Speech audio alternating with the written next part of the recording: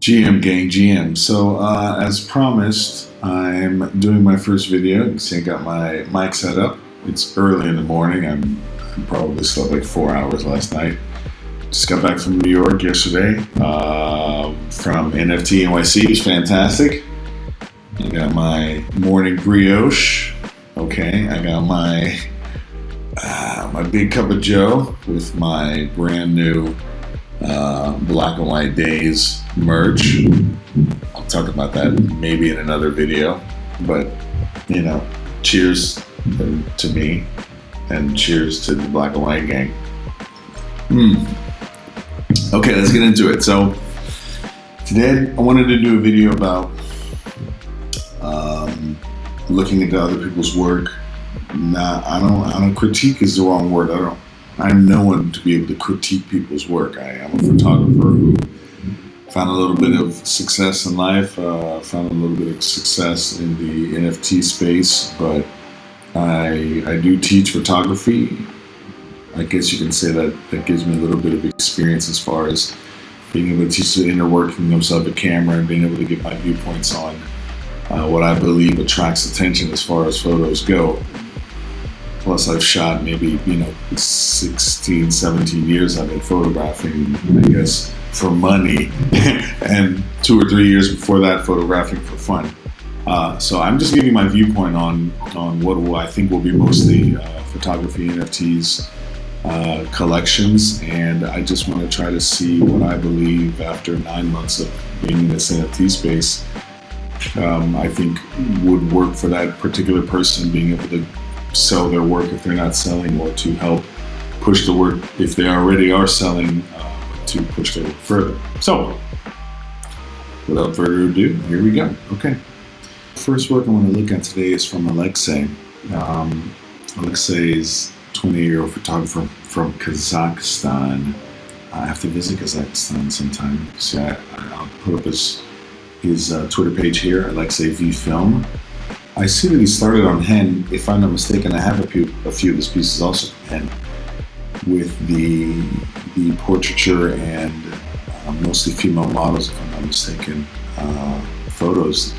He uses film, which is a true passion for the art, and I enjoy the photos. I think he's made a little bit of success himself on Hen here, and I see also here on Foundation, he looks like he started off with this piece here, Alina, and had a good sell on that. I don't know how long his work has been up. Let's take a look at that.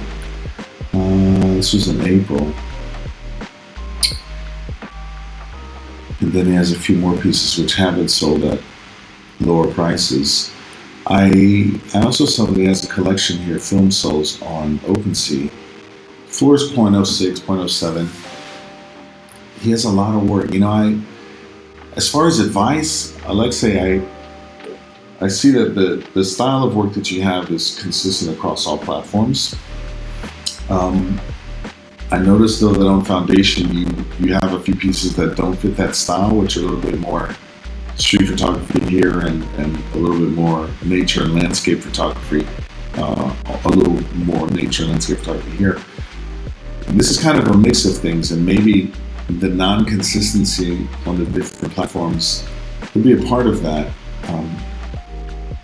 I also maybe would have spread these out a little bit. I think I would have gone a different route with the nature and the film, maybe a different platform for those. I would have even suggested, because this is a good place to start. I'm always an advocate for people starting on Tezos. It gives them a real feel for the gasless ease with which they can put their own work. Oh, here's my hand. Thanks, Hand, for showing up. And so it gives them the opportunity to try out a lot of pieces, and also smaller collectors are more likely to go into Hen and to Calumet to do some smaller collecting, because it's a really easy way to go in with $10, $20, $30 and pick up a few for your beginner's collection. Yeah, I think I have this one and this one of yours, Alexis. It's nice stuff, but also here in Hen, you strayed a little bit with the street photography. And I just have to say, personally, I think my first suggestion would have been, or my first suggestion would be to maybe pick and choose a few pieces that you want to have on different platforms. Perhaps keep the hand for the more easily accessible portraiture and or the street photography, and then maybe look into Calumet or Known Origin or another platform where you can spread some of that street photography, just to spread it out. If what's working for you, it looks like the biggest sale you have here is this ETH. That's a big sale, for portraiture. Not a lot of portraits are selling at that price, if I can, unless there's a lot of fantasy involved that I've seen. But just straight shots like this, I maybe would have moved these 3 pieces somewhere else and gone with the Guido de Sal or Omar Robles, route, where it's just more tailored, higher priced, more rare, prestigious, quotes unquotes everywhere, all over the place, work, and just kind of picked a little bit off, that half ETH, that 1 ETH sale area with foundation, and then move this other stuff somewhere else, maybe on hand.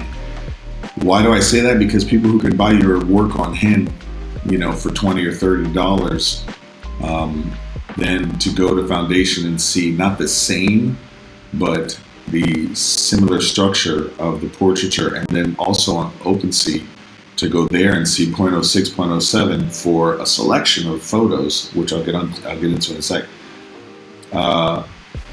It throws people off, and as a collector, I can say that because I've done the same many times with different artists, where I'll pass them by on one platform and go directly and buy certain pieces. There's another platform, because I don't feel that the same work from the same artist should be worth different money simply because it's on different platforms. Okay, if you have the same kind of work on foundation and you have the same kind of work on OpenSea and the same kind of work on hand, and it all looks the same, why would I pay 5 times the price for the same kind of shot on foundation? So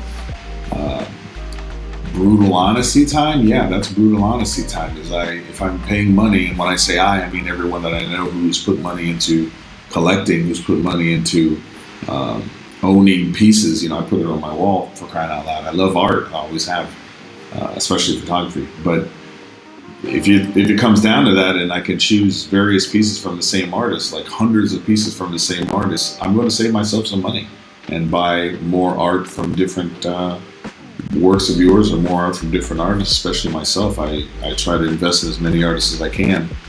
If I can buy 1 piece for an ETH, and I can find your other work that's the same work for 0.1, I'm going to buy 2 pieces for 0.1 at another place, and then spend 0.8 at another for another 8 artists' work, for the work of 8 other artists. So just kind of spread the work out to where, not where it's valid for the price, but where people can understand, okay, if I want to have these high-end portraits, I have to go here to get this stuff from him. Or if I want to have, easily accessible street photography, then I can go down to a different market and get it. The same with everything in the world, from fashion to cars to, anything you buy, televisions, anything. If you can find a cheaper price, I believe that you will. So I probably moved the work around a little bit. I love the work. It's great, and I spent half my photography career in fashion, so I appreciate a good shot in any way, manner, or form of a model when it works well. I think 60 of these, that's too much. That's too fast. You might be able, or you could have, or you still can. It's the beauty also of NFTs. You can burn and move any day you want. I would go the rare 1-for-1 route. I would try that more on foundation. Some of these, at least 10 of these 60, are worthy of it, I believe, quote unquote. And maybe save the collection that's smaller and easier to pick up, yes, but a little easier to buy with price as well. Lighter, let's say. And then maybe back on hand some of the street photography, or some of the stuff that is multiples of things, or for example these shots here, which are all very similar, with this model here. So good work though. Love your stuff. Next person I'd like to look at is Eduardo Tao Luis. I hope I said that name, man. I don't want to crush it. His Twitter is DUDUTAULOIS. Do Tao Luis. Okay, he's got a collection here of doors. I have to tell you, Eduardo, I enjoy this collection. I believe me, it may have come across my radar once, but I'm just really getting into it now. And this is a like, it's a niche collection. It's you have to find the right eyes for a collection like this. Once you find the right eyes for this, it's gonna sell like hotcakes. I think the concept is, if not unique, it's unique for the NFT space. I've seen only one other collection that looked like this, but it was built a little bit differently in the sense that they were all the same kind of door but different colors. I enjoy that it's in different places in Chile, Argentina, Brazil, the US. All the doors are different. They are not similar, maybe one or two. They are what I would imagine to be a collectible. Ooh, I like this one. I'm saving that for later. A collectible photography set. I think once the right people find it, and hopefully a few people find it through this video, because it's kind of like when you have a collection that is all the same thing but different, as opposed to all different things but similar. It's difficult to sell it. It's difficult to sell it because you have to find 26 individuals who, if they're not interested in flipping, they are interested in photos of doors, which is a niche category. I do enjoy this one though, just because it's pretty. But I think it's a good idea. The pricing is, 0.07, 350, 400. Maybe they would sell like hotcakes at, 0.04. Do I want you to limit what kind of money you expect as an artist? Definitely not. Put them all at 0.7, but do I want to tell you what I've seen sell and not sell in this space since I've been here or since I've started? Yeah. And I haven't seen these kinds of things sell at 0.07, 0.08 yet. You could be the first, Eduardo. Eduardo. Okay. I love that name. So I would just hold fast where you're at. It's a good price. It's a good series.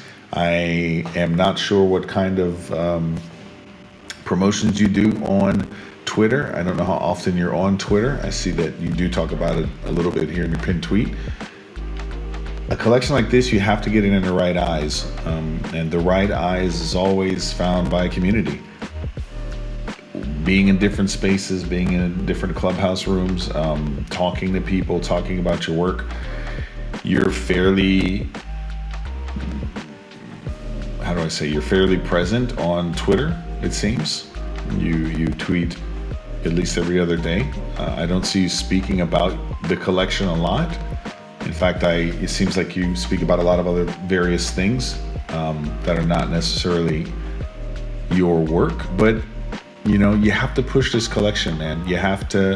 This has to be the only thing you talk about, because when you push 2 or 3 sales, that will be the momentum that you can post and repost. And this is another suggestion that I give to artists: talk about your stuff. The Twitterverse, man, and the NFT space, everything moves so fast. If people never hear from you again, they'll forget about you. If people hear from you every day, the ones who are annoyed by you, and I don't mean show yourself 10 times a day, even that you could do, but that's another discussion for another time. I just mean make people aware of what it is that you have. If you had these in a gallery, you would have to bring people to that gallery. It's the same thing. It's just a different space.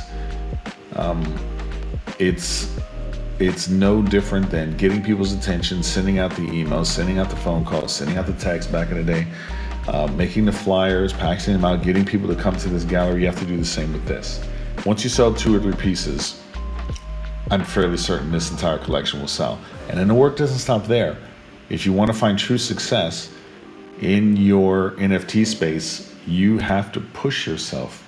You have to share what it is that you're doing. Okay, so even after the collection sells, don't just sit back and say, oh, hey, I made 26 times 0.07. That is a wonderful achievement, and selling 3 or 4 of these would be a wonderful achievement, believe me, for most artists who never sell anything ever. But don't stop after that, ladies and gentlemen. You have to keep working hard even after you sell that. I dropped my collection in March, my first collection, and I've been talking about it ever since. It didn't find its success until August, the beginning of August, I think, was when that sold. So it sat there for 5 months. So, it's a nice collection. I do enjoy the concept. I have done similar things to this regarding doors in the past. I think that they are as unique works of art as anything else. So it's nice to see them getting a little credit in this NFT space. Good luck, Eduardo. Okay, who's next? Loki Rogue, Lowkey Rogue on Twitter here. They do graphic work on their phone. And I'm laughing because it sounds absurd to me. I can hardly get my phone to transfer one photo to another. But seeing some of the stuff, the majority of what I see is on Hen. I think it's all on Hen. I own a few of these, and it was phenomenal. It would be absurd for me to input my 2 cents as a photographer on this kind of work, but as an artist and as a general human being, this stuff is wonderful. It's imaginatory. Some of it relates to present day madness of things that are going on around us. Also, there's futuristic fantasy on here, a little bit of sensual fantasy as well. There's dreamland work on here. You do this on your phone? Are you some kind of technologically advanced superhuman? Look at this. Cyber rejects. I love that all the pricing is the same because you make people choose. You don't have some lower or higher. I mean, there's one maybe here that's higher, but look at this. You did this on your phone? Get out of here. There we go. Zoom, Mac. That's fantastic. You're fantastic. I have nothing more to say. Your time, if it hasn't already come, I don't know what kind of work, I don't know what kind of income you've got coming in, but the ones, finishing my sentence, your time will come if it hasn't already. This stuff is, and you do one a day? Get the F out of here. I don't even make my bed every day. You're doing this what are you, sitting on another planet where you have 78 hours to the day? This stuff is great. This is fantastic. The beast. I'm picking that up later. Yeah. Only one suggestion. One point of view, let's say. If you're not on any other platform than Hen, I think the next logical step up for you would to be on another platform other than Hen. Only because, unless, again, I don't know what kind of income you have coming in. If you're selling one of these a day, then you're probably doing quite well. But if you can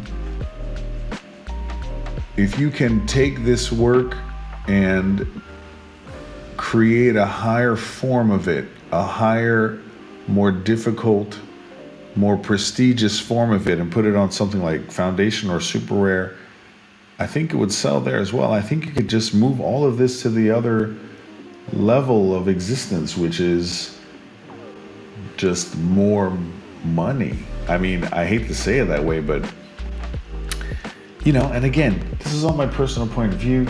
Folks, I have a microphone. That's the only thing I have that you don't have, and a camera maybe, but that's it. That's the only difference between me and 1,000 million billion other people on the planet looking at other people's work. That's it. It's my opinion. This is my opinion. Okay, nothing else. This is not investment advice.